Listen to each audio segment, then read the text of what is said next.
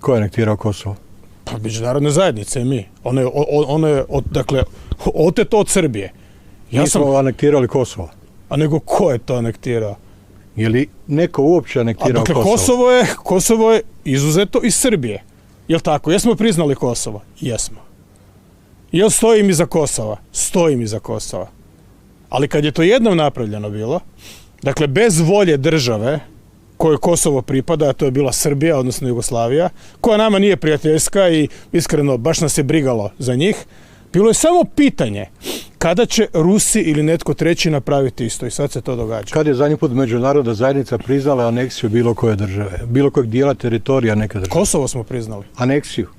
Nije aneksija, to je otimanje, dakle to je dio teritorija je izvučen iz Srbije. Kako se to zove? Ekstrakcija.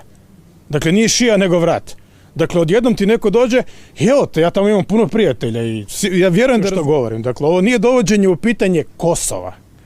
Ovo je dovođenje u pitanje cijelog koncepta u kojem netko misli da ima pravo na sve, kad mu to odgovara, a kad to onaj drugi radi, onda je to kriminal. Po meni je to, kako da kažem, pitanje zrelosti, dakle, treba biti više odraslih ljudi u sobi. Dakle, jasno je da Krim nikada više neće biti Ukrajina.